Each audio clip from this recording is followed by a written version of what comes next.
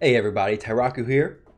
Today, a very weird day. Well, first off, I don't have glasses on. Second off, this is two videos in one day. Things are starting to a little freak me out a little bit, guys, but hey, we got some news in the content creator chat that I definitely want to let you guys know about, which is this Dragon tournament that is supposed to be starting in 12 hours. So sometime tomorrow, I'm doing this video at 4 o'clock p.m. right now, Eastern time. With that said, I'm going to be streaming here in about 6 hours, 7 hours. Yeah, 7 hours. So if you want to check that out, follow me over the Twitch side of things, twitch.tv/Tyraku. I'll be live at 11 p.m. Eastern time. So this Dragon tournament is going to be about using champions from a single faction, as in going to the index, pick a faction, use all champions within that faction, and run with it. The highest stage is ideal, of course.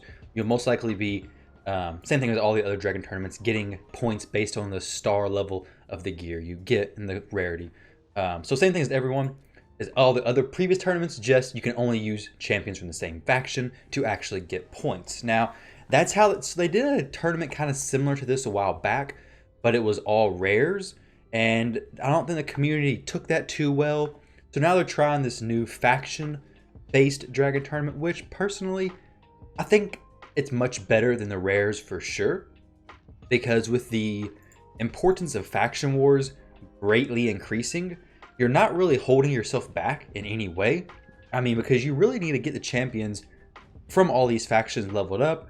So doing a Dragon tournament like this, it kind of falls into place with how they're moving the importance of faction wars with the new champion Lydia coming out.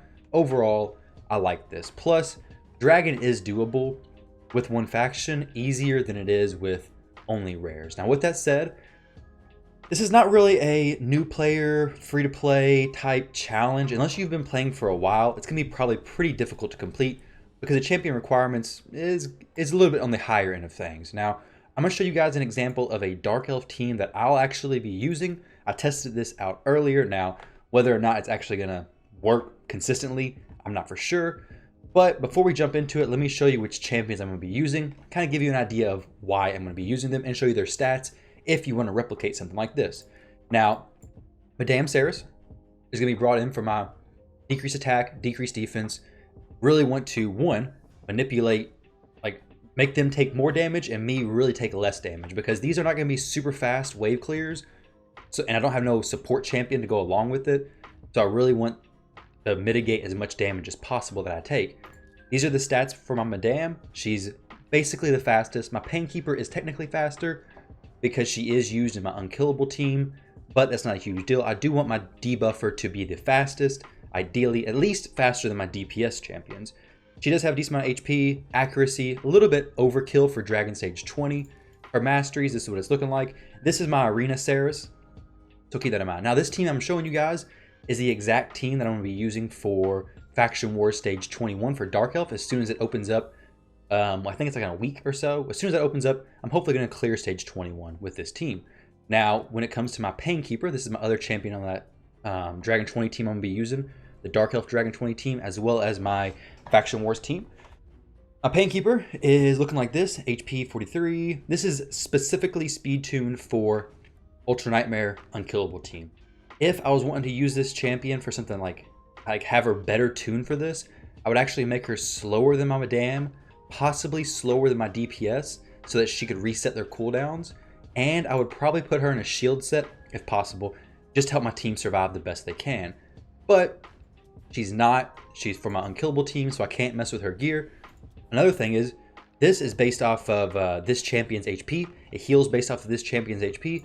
So having Painkeeper with a lot of health is very, very helpful when it comes to healing your team on the Dragon.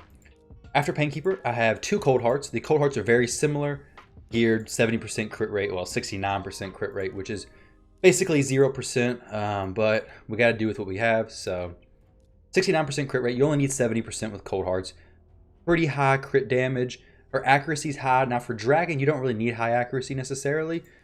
For applying the poisons, it does definitely help. But if you can't reach that number, you're not going to apply your decreased turn meter anyways. Now, these poisons really do help. I do have a second Cold Heart in here with me. Very similar. This Cold Heart, okay, they both are masteried. these are the masteries that I'm using. If you guys want to copy that, feel free. But Cold Hearts do a really good job about clearing the waves. My main stat I'm focusing on with the Cold Hearts was the speed and the crit damage. Granted, these Cold Hearts are being used in spiders as well. That's why their accuracy is high. Like I said though, the poisons, if you can land those, really helps kill the dragon because Cold Hearts are a little bit squishy and they did die during one of my runs. Now, my last champion to kind of tie all this together, and actually a champion I'm really liking recently, is Sylar. Now, Sylar isn't a stun set. You don't have to run a stun set, but this really solidifies your team surviving because you have Madame doing the decreased attack, plus Sylar doing the stuns and the slows, so the waves don't really get much turns. I mean, obviously you can see my Cold Hearts, they're not tanky. They're halfway naked, but besides that, they don't have very much HP and they don't have very much defense. So these Cold Hearts definitely aren't designed to withstand very many blows. So I want to have as much crowd control as possible. Now you'll see here, Sylar is level 41. She has no masteries. So there is a little bit of extra stuff I could squeeze out of there from her. I could put on like War Master or something if I really want to get some extra damage out against the dragon. Everybody else is mastery though, I believe. So yeah. That's the team I'm running. Let me show you my stats of my Sylar. Obviously, I want my accuracy as high as possible. The speed, you really want her to be fast and applying her debuffs. That's my biggest focus here. She doesn't have to have a ton of HP because you really don't want her to be attacked at all.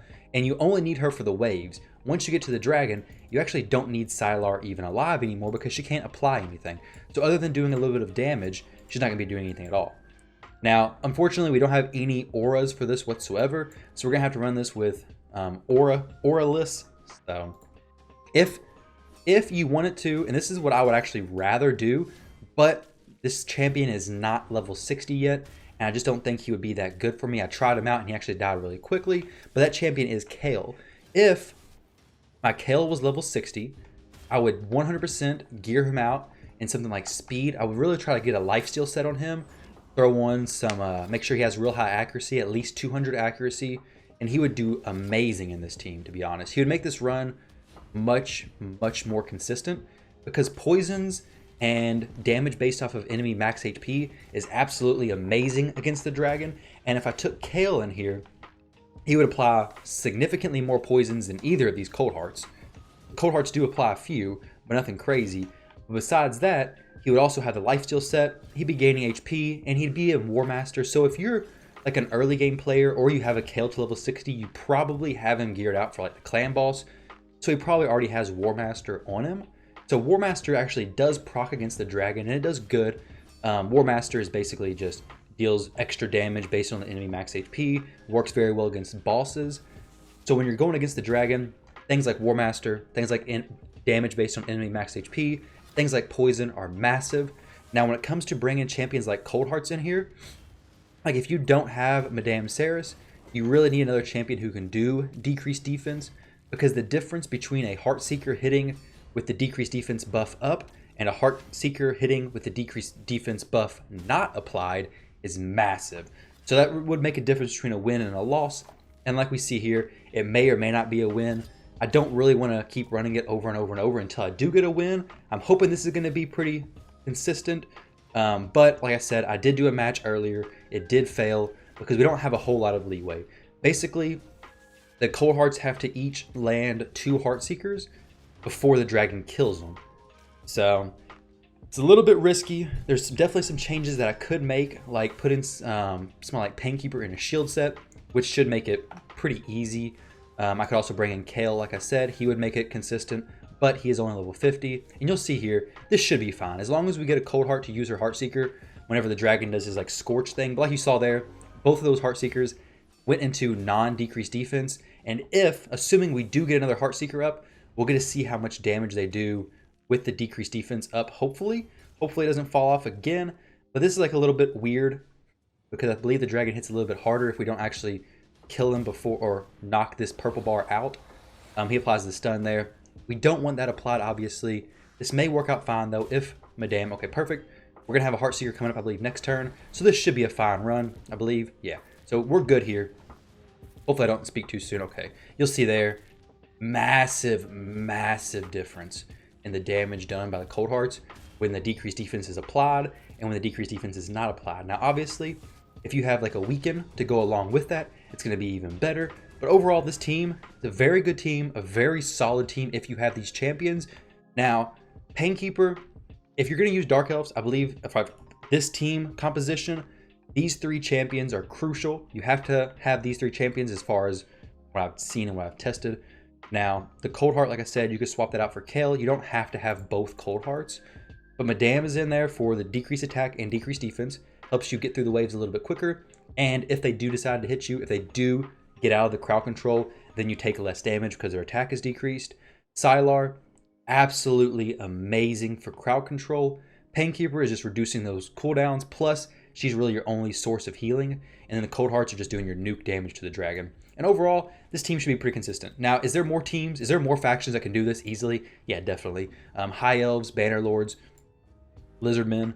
A lot of these teams, especially if you have a Draco. If you have Draco, it's easy clap. Done. No problem. Now, you have to pick a faction. Basically, what you're going to be doing is you're going to be choosing a faction that you're already doing good in Faction Wars. That's basically really all it comes down to. Now, when it comes down to should you be farming a lower stage of Dragon, like should you be farming, if you do Dragon 20 typically, should you be farming stage, say, 16? Because 16 is where you stop getting brews. Should you be farming stage 16 if you can't do stage 20? Or if you can't do stage 20 with the single faction? I can't really say just yet, to be honest. I'm going with a no, but if the rewards are like extremely good, which I'd be very surprised, but if the top place reward is like, say, a legendary tome, a 5-star chicken, a sacred shard, I don't know, guys, we're talking about some crazy stuff here.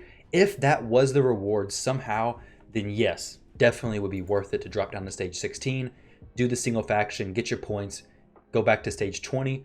But we really have to just wait and see what the rewards are when they come out. I kind of I'm more so right now leaning towards the fact that it's not going to be worth it to drop down that far of a stage if you can't do it with a single faction. But I guess we're just gonna have to wait for 12 hours to see how that actually plays out, guys. But overall, I think this is a good move on Plarium's part to add this in, especially with the focus being more so on Faction Wars now, with the new champion coming out, with the advanced quests. But hopefully that gives you a little bit of an extra idea. Maybe you have some of the Dark Elf champions you can use. Either way, whichever faction you use, you definitely make sure you have some good crowd control. Decrease attack if possible. Decrease defense will help you clear the waves faster. If you need some more survivability, decreased attack is massive though. And then enemy damage based off of enemy max HP, poisons, and decreased defense on the dragon.